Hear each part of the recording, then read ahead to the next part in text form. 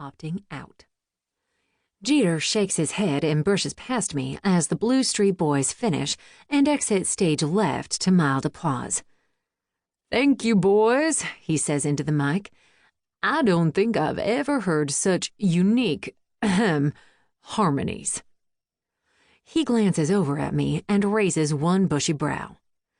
Shaking my head, I step backward and poke Paul Whitestone, who's nodded off. "You and the girls are on, Paul." The old man sputters to laugh. "Huh? We're on?" He waves his long arm at the triplets. "Girls, come on, we're up."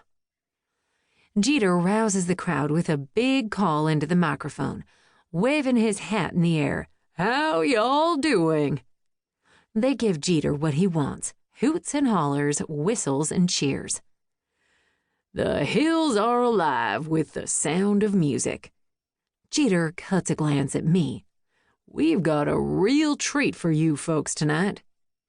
Hand on my guitar, I tip my head in the direction of the ladies' room and mouth, "Gotta go."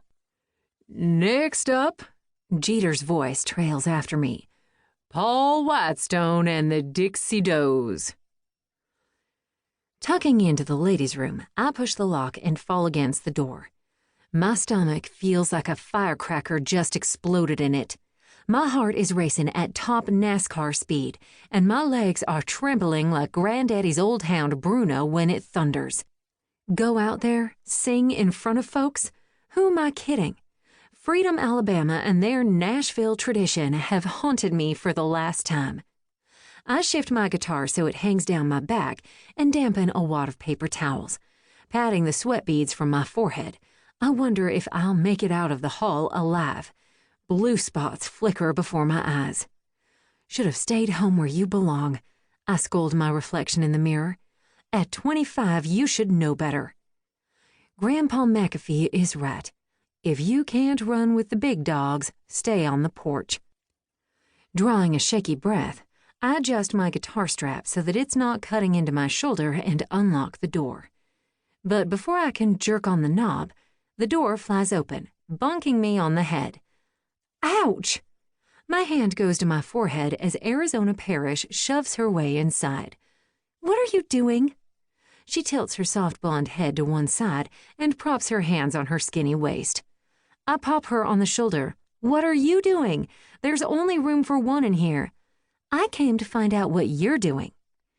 She looks down at me with her eyebrows pinched and her lips tight. "So, what are you doing?" "Hiding." My palms are sweating, my heart's racing, and my stomach feels like the finale of the 4th of July show.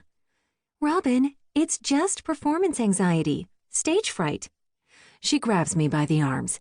"Take a deep breath, say, 'Help me, Jesus,' and get on out there." She gives me a quick shove toward the stage entrance. "Wow, Your sympathy is overwhelming." "I'm not here to be sympathetic, Robin. I'm here to tell you the time has come to face your fears. You sing like an angel, and your sappy lyrics have ruined my mascara more times than I can count."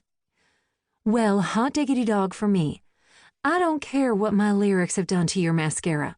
I'm not going out there." I jab my finger toward the stage door. "I'm going home."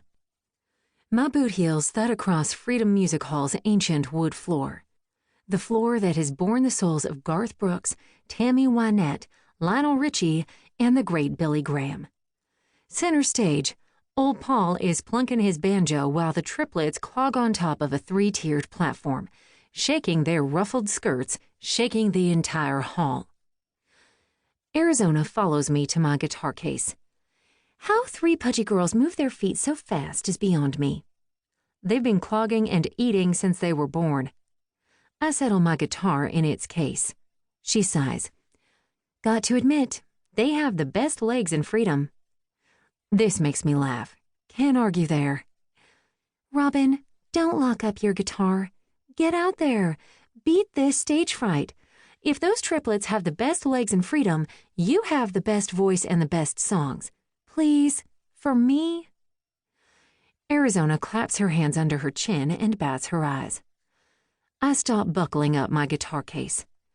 Arizona Parrish has a way of getting under my skin, forcing me to